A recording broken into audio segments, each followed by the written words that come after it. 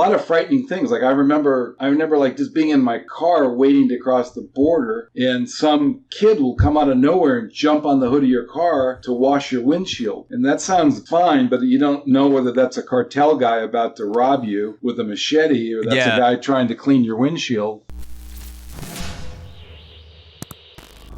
If we go back to January of 1988, when you placed this 50-1 bet at Agua Caliente to win $250K, the road leading up to the racetrack is known as the Road to Hell. The Road to Hell. And Road to Hell, yes. And I've not spent much time at racetracks. I've been to Belmont a few times in Long Island. But other than that, I've not been a regular. I'm not really familiar with the vibe of tracks. And so I wanted to ask you, to take me back to Agua Caliente in 1988. Like, what did that track smell like? What was the vibe? Yeah, what did it look like? Like the people, atmosphere. World. It's like a third world country, and when you're that, it's only a mile or so, maybe a little more, mile and a half from the border.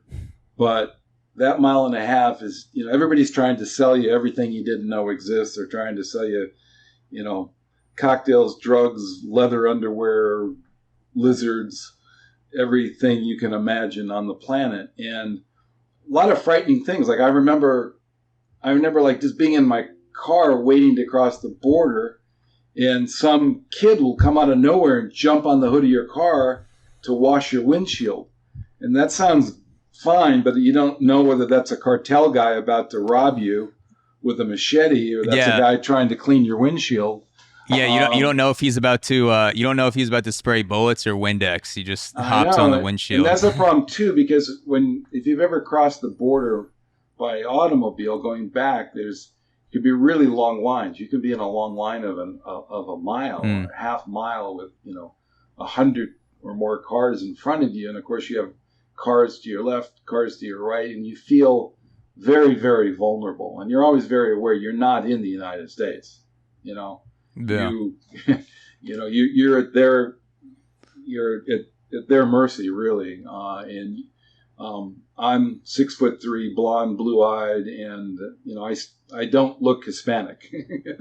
I'm a Norwegian, and I definitely kind of stood out there amongst that crowd. Yeah, if you're Hispanic, I'm Hispanic. Exactly. We both got that German hidden Hispanic gene. It's silent. It's the silent Hispanic gene. Yeah. So I remember that very, very well. So how did Agua Caliente compare to some of the other tracks that you've been to? Because I know you've been to tracks in Central America, the Caribbean, the United States, obviously. Like what about Agua Caliente specifically stood out to you? Agua Caliente it really is an amazing place, and if a photographer would love it. It's kind of like a Mayan ruin or something, in that it was really a spectacular place. It was really Las Vegas, and they had legal gambling before Vegas even existed. And at one time it was a place that allowed gambling and horse racing, but they had a spa and a springs, and they had a magnificent hotel, and rich people and mafia people and from the United States and from all over would come there to gamble and be treated really well.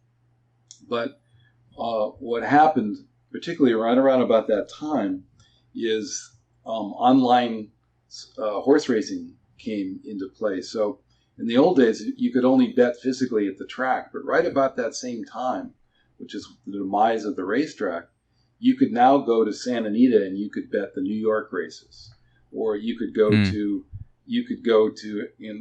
Santa Anita in Los Angeles and you could bet on races in Europe. So suddenly people weren't going there anymore. So it was becoming run down, and it was like a former palace that now had cobwebs in the corner, and it lost all of its luster. but still you could see the bones of it. I'd still, it'd be fun to go back sometime. I don't suspect it's gotten any better.